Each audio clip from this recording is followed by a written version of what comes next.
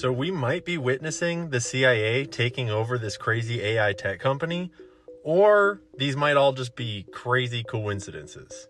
You tell me. Last night, some freak waterspout tornado sank this luxury yacht off the coast of Sicily. And on board was Mike Lynch, who's been called the Bill Gates of the UK. We'll get to him in just a second. But also on board was Jonathan Bloomer, the international chair of Morgan Stanley, one of the biggest banks in the world. He was apparently really good friends with Mike Lynch. And Mike Lynch just beat like this multi-year super big fraud trial that he got extradited to the US for. He had a 0.5% chance of acquittal, and he got it. And there's a whole other mysterious death related to the exact same company and trial that we'll get to in just a second. But Mike Lynch founded this company called Autonomy that he sold to HP for a bunch of money. Like $11.7 billion worth of money.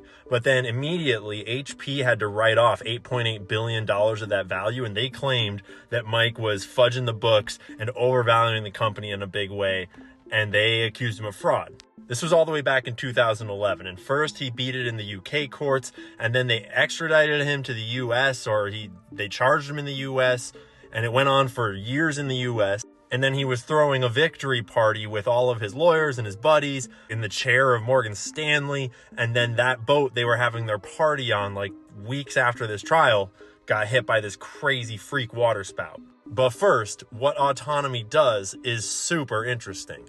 It operates what's called an intelligent data operating layer, which allows for search and processing of text taken from both structured data and unstructured human information, including email and mobile data, whether it originates from databases or audio, video, text files, or streams.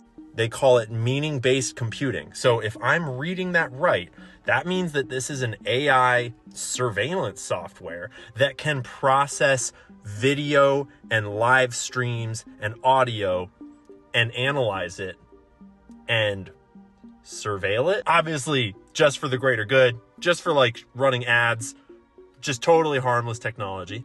Can't imagine who would be interested in that technology.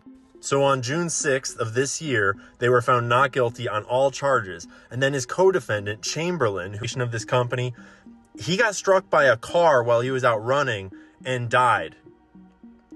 I presume he wasn't going to be on this boat trip, so he just happened to get hit by a car. And since he had left the main company, Autonomy, in 2012, he'd been working at their like subsidiary spinoff, this cybersecurity firm called Darktrace. That's ominous. What's that all about?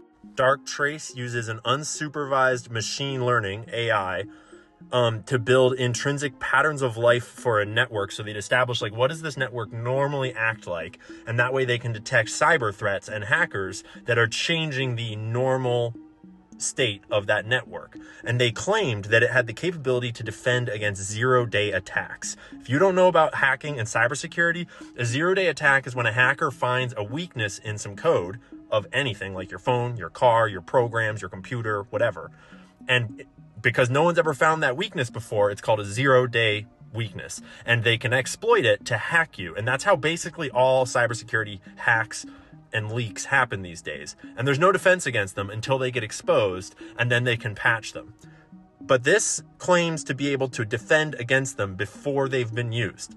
That would make all cyber weapons obsolete if that worked in its totality. I'm sure it's not perfect, but the CIA has a lot of cyber weapons they're just sitting on. Israel, Iran, Saudi Arabia, Russia, everyone's got whole caches of zero-day exploits that they have stashed up, ready to fight each other with if we go to cyber war. That's how all the hacks you've been hearing about happen, is by people exploiting zero-day attacks in the infrastructure, in the phones, in the cars, whatever it is. Those are 0 days. And I don't know how to be conclusive about this, but there was evidence that they were trying to be taken over by kind of like the Wall Street cabal. Short sellers were attacking the company. There were hedge funds trying to take them over. Thoma Bravo, never heard of them.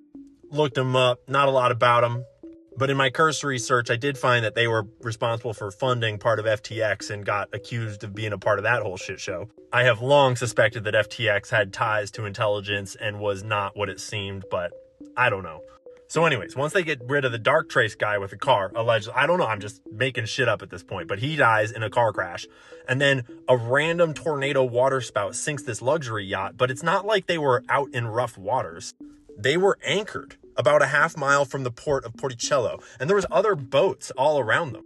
According to the captain of a nearby boat, they steadied their ship using their motors, and then after the storm had passed, they looked back and noticed that the other ship behind them was gone. So they went and rescued some of the people, and they called in the Coast Guard.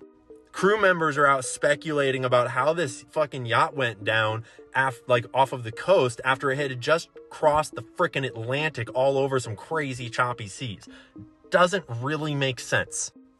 15 people were rescued. Most of them were the yacht's crew. Almost all of the yacht's crew were rescued, except for, I think, the chef, maybe. And the other, 15, 17 people were all the important people that did not make it. And, genuine tragedy. The dude and his daughter are not found. His wife is in hospital right now, and she is dealing with the fact that she'll probably never see her family again.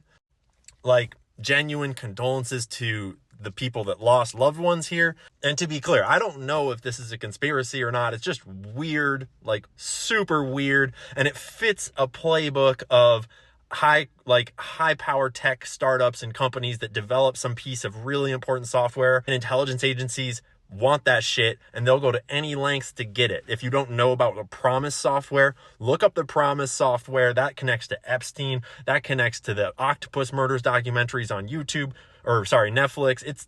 This is not the first time this would have happened, if that's what happened. Shout out to my boy Welt for bringing this to my attention. Those game stoppers are like bloodhounds in the financial world, and they got their nose on the trail. So obviously the story's still developing. They're still searching the water. The wreckage is deep enough. It's going to take them a few days to figure out what's in the boat at the bottom, what's going on. I don't know. All I know is that if you think that only God can make weather and water spouts and tornadoes happen, you might want to look up HARP, maybe with a Tor browser or something, if you care about your internet data footprint. I don't know. I'm going to keep my eyes peeled. You guys tell me if you got any leads, because this is kind of wild. And I don't know what to make of it.